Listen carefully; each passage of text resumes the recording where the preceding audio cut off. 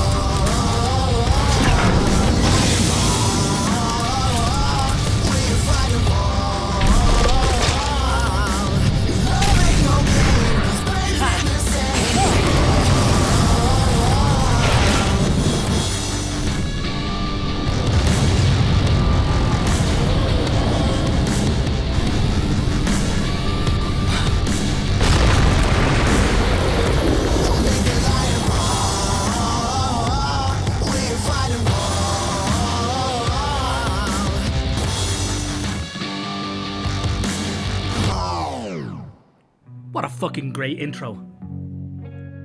Welcome to our review of Rebel Galaxy Outlaw. And if that intro doesn't get you psyched up enough to go out and buy this game, then I guess you're one of those people who needs more than just some fancy animated intro to convince them that they need to go out and buy one. Well, fine. How about some class graphics? How about some blistering space action set to a pounding soundtrack? How about an interstellar revenge story stretching across the galaxy with some superb voice acted cutscene? Actually, you know what? Scratch it. This game doesn't have either of those. Domestic life is on hold for a while. My husband is... Brace is dead, and I'm in the shit. His passing wasn't accidental. No, it wasn't. My last shot, and all I'm about to say about this game, it is a really fucking good game. And when you consider the amount of elements that it tries to incorporate, it's quite an achievement.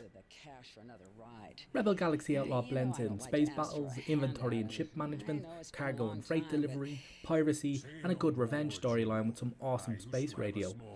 So it's really a mix of Star Fox, Descent, Elite and GTA with a heavy dose of Firefly. It's the feel of the future in space that this game captures really well for me. It makes it seem almost dingy and humdrum. It really reminds me of how space travel was done in the first Alien movie. These aren't super intelligent beings, all with higher degrees, making for the final frontier. They're blue-collar slobs, most of whom are just trying to get to their next paycheck without getting ventilated. The combat in this game takes place in space, duh, which means a full 360 blasting experience. There's a large amount of controls, but it all feels quite intuitive and natural. It won't be before long before you're zooming around like a TIE fighter or a meth. All of the new weapons handle differently, each giving enough variety in them to make shopping around quite worthwhile, although your choices will really boil down to power-based weapons that draw from the same power sources of shields and other components, or ballistic weapons that have a reload delay, and need ammo of course. The selection of different ships is quite impressive too. While the selection isn't huge, the emphasis is actually more on providing ships that actually differ from one another, as opposed to just different shades of the same type. You can also customise your ship's looks to an absurd degree. In fact, it's practically encouraged. I usually take time out to either praise or score on a game's soundtrack in these reviews, and this one is no different. The soundtrack here is fucking awesome.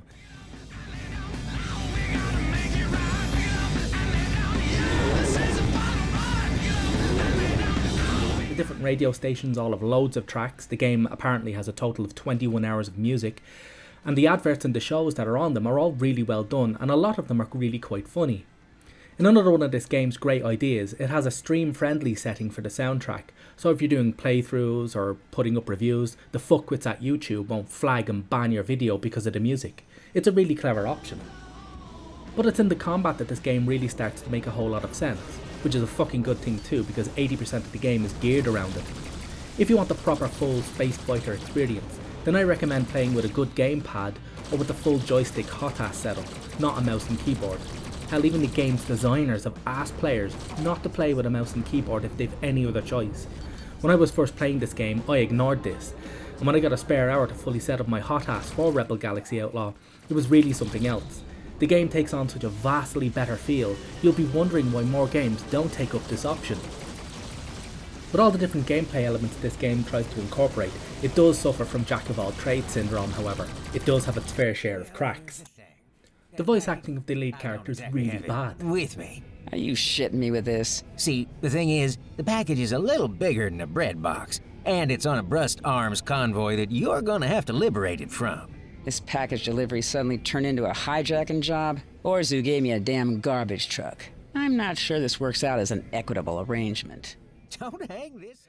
It's the same dull monotone for every single situation. I don't get why directors think that badass means delivering each line like you're circling the K-hole. When you consider the obvious amount of effort that's gone into syncing up all of the movements with the lines, it's really sad to see that no real effort was put into the main character's delivery. All of the other characters are fine though, even if they are as generic a set of characters as they come. Outside of Juno, you could transplant the entire cast, minus the aliens of course, into literally any other space genre or western, and you wouldn't even need to change the outfits. The heads-up display is also massively cluttered. If you're getting into this, I recommend making sure you have the largest screen as possible to play it on. I capture most of my PC reviews right off my laptop, and even with a 17-inch screen, I was really struggling to make sense of the radar map, the targeting screen, and all the power and shield indicators. Also, the roguelike elements they've tried to sneak in aren't the best either. Most fast travels wind up being interrupted by distress beacons or ambushes or whatever. Now, while you can ignore the distress beacons, you can't outrun the bandits. You have to shoot them down. Well, at least until you get, quite far into the game. And it's really fucking annoying.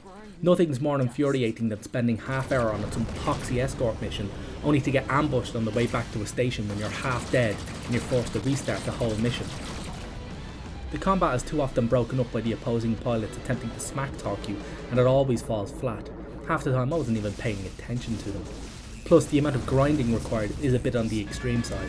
Usually when presented with games like this, I'll try and clear a decent chunk of the story missions before really getting into any grind, just to get my feet wet. Try that shit in Rebel Galaxy Outlaw, and you'll be regularly getting sent home in medium-sized chunks by the 4th mission, so the grind is necessary and it kicks in fucking early. The combat isn't helped out by the targeting computer having some, shall we say, interesting ideas on what your focus should be for the next target, often locking onto a friendly or a passing rock or an exit point that can't be used, as opposed to the other enemy craft shooting at you, meaning every kill is immediately followed by a mad scramble to lock onto another enemy and not, say, a passing rock. It's here that a proper hot-ass or gamepad setup will help you out immensely, but it'll be a constant source of frustration as you play. Plus, the need to grind a shitload of the missions really highlights the lack of variety in them very, very quickly. There's a limited amount of mission types, and you'll have played through each of them about 50 times by the dawn of the game's midpoint. It won't be before long before you'll be sighing out loud every trip to the mission board to accept your next 4 samey missions, which will probably be the exact same as the last ones you did. Thank fuck the combat is so good, otherwise these bits would be interminable. The storyline is a tiny part of the game, a literal blink and you'll miss it tiny. Despite the huge, admittedly generic cast of characters, none of them were really featured that much, and none are explored to any depth. Even Juno, the lead character, isn't terribly well fleshed out. The story is so short and such an insignificant part of the game that when it ended, I actually looked up a walkthrough to see if that was actually the end of the game. They literally just make you do 2 decisions at either end of the galaxy and then drop the title screen in, and then that's it. The game continues on like it's not even finished its own story, pretty much rendering everything from then on pointless. It's quite possibly one of the worst and most jarring endings I've ever seen to a game in a long time. It's really confusing to see a story with so little thought put into it, when everything else in the game has such a huge level of effort put into it. So in conclusion, if you can overlook the scruffy exterior, some poor design choices and a non-existent story, you'll have found yourself a good game, and a world you'll quite like hopping back into time and time again. I certainly did, for all the game's flaws. It's an Epic Game exclusive until August, so if you've not enough of an incentive to get an Epic Games account with their exclusive release of MechWarrior 5, then you'll find this a very good addition to the Pro column. Fly safe now.